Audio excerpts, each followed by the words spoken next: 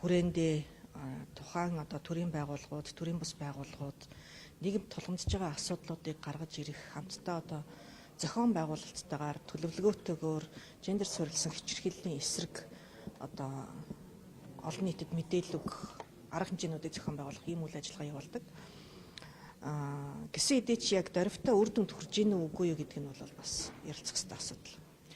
За миний хувьд 2016-аас 20 онд үндэсний статистикийн хорооны дараагаар ажиллаж байсан. За энэ хугацаанд манайх гендер суурилсан хүчирхийллийн одоо дүр төрх манай Монгол улсад ямар байгаа юм бэ гэдэг юм судалгааг, үндэсний судалгааг анх удаа зохион байгуулсан. За энэ судалгааны хүрээнд хүчирхийллийн нүцгэн үнэн буюу манай Монгол улсад Дэлхийн эрүүл мэндийн байгууллагын нэгдсэн аргачлалаар Нобелийн хүн амын сангийн одоо дэмжлэгээр манай Монгол эмэгтэйчүүд дэлхийн бусад эмэгтэйчүүдтэй харьцуулахад хүчирхийлэлд одоо хэрхэн яаж өртөж байгаа юм бэ гэдэг ийм судалгаа. Ингээд бол дэлхийн түвшинд ер нь нийтлэг 3 эмэгтэй тутмын нэг нь амьдралынхаа туршид одоо хамтрагчийнхаа бэлгийн болон биеийн одоо хүчирхийлэлд өртсөн байна гэдэг ийм дүр төрх гарсан.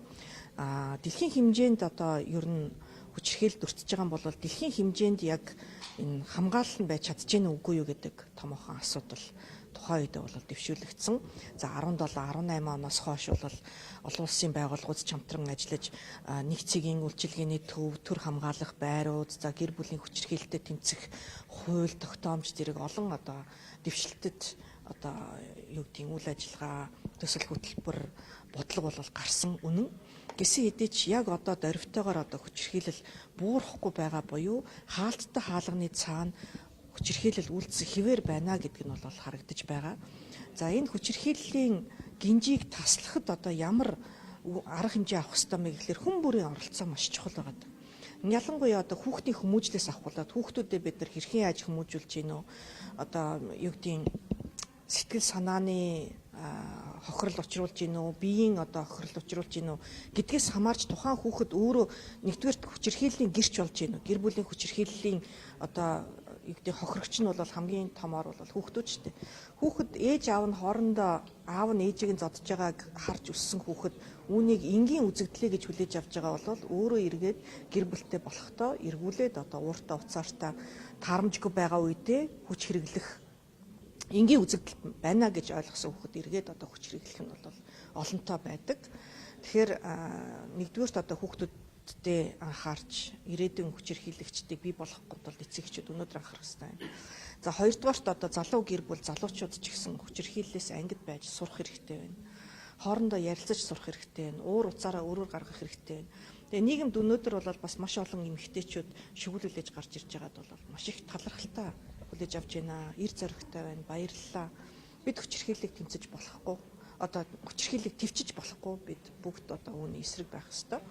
Гагцхүү бид одоо юу гэдэг сошиаларч гэдэг юм уу нийгэмд хохирогчийг буруутгах ийм одоо хандлага та байгаад байдаг. Тэгэхээр хүчирхийлэл үйлдсэн хүнийг буруутгахаас илүүтэй хүчирхийлэлд өртсөн хүнийг яагаад ийм олон жил твцсэн юм бараг өөрөө л болоогүй. Энэ хүнд нь ямар учир вэ нүгээд хохирогчийг одоо буруутгаад байгаа нь бол маш буруу. Тэгэхээр энэ дээр бол эмэгтэйчүүд маань маш зоригтой байгаараа хүчирхийллийг төвчж болохгүй шүү. Энэ бол ямар нэгэн байдлаар үр хүүхдүүдтэй ч тэр өөрийгөө бодсон ч тэр өдөөсөө төвчж гарах асуудал огтос биш.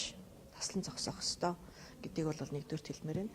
За хоёр дахь нь болохоор энэ яагаад өнөөдрийн одоо энэ 16 хоногийн аяны энэ жилийн аяны сэдв нь технологид суурилсан цахим хүчирхийлэл буюу цахим орчинд үлдэгдэж байгаа гендер суурилсан хүчирхийллийг онцлоод байна вэ гэхээр Дэлхийн эрүүл мэндийн байгууллагын одоо явуулдаг нэгдсэн аргачлалаар биеийн хүчирхийлэл, бэлгийн хүчирхийлэл, сэтгэл санааны хүчирхийлэл, эдийн засгийн хүчирхийлэл гэх мэтчлэн одоо 5 төрлийн хүчирхийлэл дээр суурилсан судалгааг одоо явуулдаг болвол сүүлийн жилүүдэд цахимд одоо маш ихээр хүчирхийлэл үлдэгдээд байна. Технологи ашиглаж маш ихээр одоо хүчирхийлэл үлдэгдээд байна. Үүнийг бол хэмжих ёстой. За хэмжиж чадахгүй бол бид нар үүнийг одоо юу гэдэг тийм нэг зогсоох арга хэмжээнүүдийг, урьдчилан сэргийлэх арга хэмжээнүүдийг авч чадахгүй.